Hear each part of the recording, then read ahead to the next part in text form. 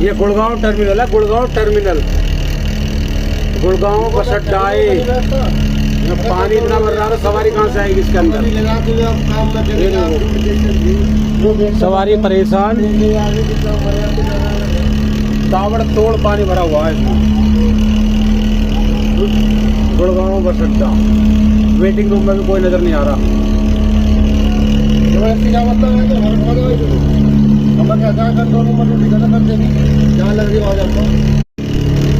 गुरुग्राम है, गुरुग्राम।